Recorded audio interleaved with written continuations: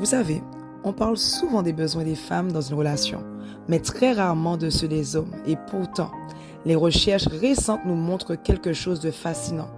Et vous savez ce qui est encore plus beau? C'est que tout ce que la science découvre aujourd'hui, la parole de Dieu l'avait déjà révélé depuis longtemps.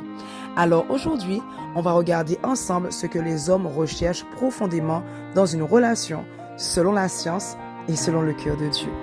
Bienvenue dans notre série de 30 jours sur ces différences entre l'homme et la femme qui sont des richesses à exploiter. On va commencer par explorer en peu de mots le besoin de connexion et de soutien émotionnel de l'homme. Les études montrent que les hommes sont plus souvent dépendants émotionnellement de leur partenaire que les femmes. Et oui, cela va étonner plus d'un. Leur couple devient leur principal lieu de réconfort et d'écoute. Et ça, c'est profondément biblique.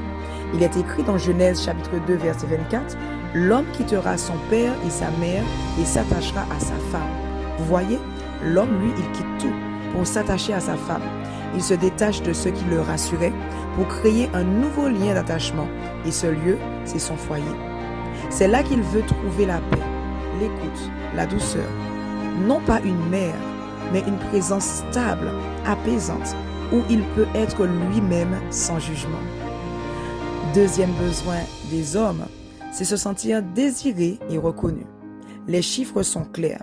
95% des hommes disent que se sentir désiré par leur partenaire est essentiel, pas seulement sur le plan physique, mais dans leur identité. Un homme veut savoir que sa présence compte, que ses efforts sont vus et que ce qu'il donne est reçu avec amour. Le mari, donc selon 1 Corinthiens 7, verset 3, il est écrit que le mari rende à sa femme ce qu'il lui doit et que la femme agisse de même envers son mari. Le désir ici, ce n'est pas la séduction, c'est de la reconnaissance mutuelle. Quand une femme fait sentir à un homme qu'il est précieux, il s'épanouit et il donne encore plus parce qu'il se sent à sa place. Troisième besoin de l'homme, c'est le besoin de respect et d'appréciation. C'est un besoin fondamental. Les hommes veulent être respectés dans leurs choix, leurs efforts, leurs idées. Et Dieu l'avait déjà dit clairement. Quant à vous, femmes, Éphésiens chapitre 5, verset 33, respectez votre mari.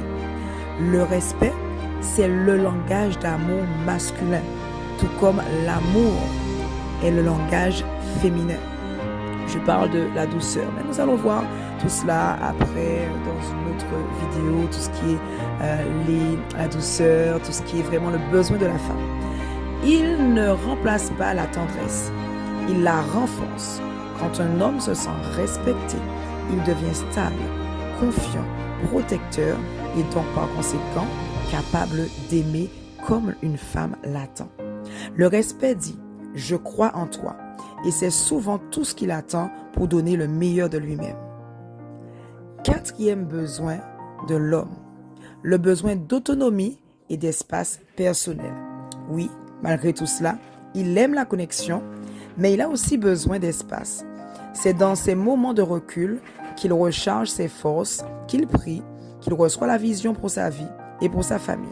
Dans le livre de Luc, chapitre 5, verset 16, « Et Jésus se retirait dans des lieux déserts et priait. » Chaque homme a besoin de ces temps à part, comme Christ lui-même. Pas pour fuir, mais pour revenir rempli de clarté, d'amour et de paix. Un homme libre dans son espace est un homme plus présent dans son couple. Cinquième besoin, c'est le besoin de valeurs partagées et de complicité. Les hommes recherchent une femme qui marche dans la même direction, qui partage leurs valeurs, leur foi, leur vision. Ils ne sont plus deux, mais une seule chair, selon Matthieu chapitre 19 au verset 6.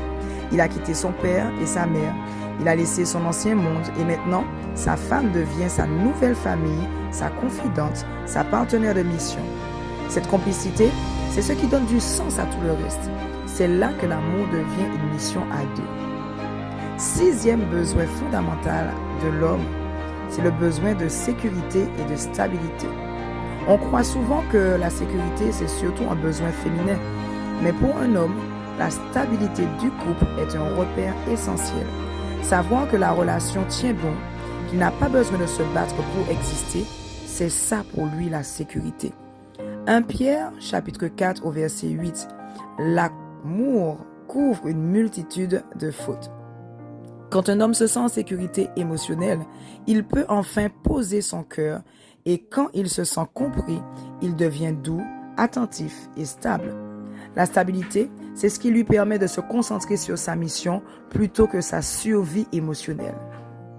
7e besoin de l'homme, c'est le besoin de vulnérabilité acceptée. La société a souvent dit « ne pleure pas, sois fort ». Mais Jésus a pleuré. Dans le livre de Jean 11, verset 35, Jésus pleura. Ce verset est court, mais il est puissant. Parce qu'il montre que la vraie force, c'est dans la capacité d'aimer profondément. Quand un homme trouve une femme qui accueille sa vulnérabilité sans moquerie ni rejet, il guérit. Son cœur s'ouvre et il devient capable d'un amour plus vrai. Selon 1 Corinthiens chapitre 13 au verset 5, l'amour ne cherche pas son intérêt, il ne s'irrite point et il ne soupçonne point le mal. Aimer un homme, c'est aussi accueillir sa vulnérabilité comme un trésor. C'est là que l'amour devient sain. 8e besoin de l'homme dont on va parler aujourd'hui, c'est le besoin de mission et de contribution. Un homme a besoin de sentir qu'il sert à quelque chose, qu'il a une mission, qu'il contribue à quelque chose de plus grand que lui. L'Éternel Dieu prit l'homme et le plaça dans le jardin pour le cultiver et le garder, selon Genèse chapitre 2, verset 15. Avant même de lui donner une femme, Dieu lui donna une mission. Alors, quand un homme perd ce sens, il se perd lui-même. Mais quand il se sent utile, quand il sait qu'il construit, qu'il protège, qu'il sert, alors il retrouve sa place et c'est là que l'homme devient pleinement homme, dans l'amour, la responsabilité et le don. Vous voyez, ce que les chercheurs découvrent aujourd'hui, Dieu l'avait déjà écrit dans le cœur de l'homme. L'homme cherche un lieu où il peut aimer et être aimé, respecté, reconnu, compris, un lieu où il peut être fort, mais aussi vulnérable. Et quand une femme comprend cela, elle devient une partenaire de destinée. Parce que dans le plan divin, l'homme et la femme ne s'opposent pas, ils se complètent pour refléter ensemble la gloire de Dieu. Que Dieu vous bénisse.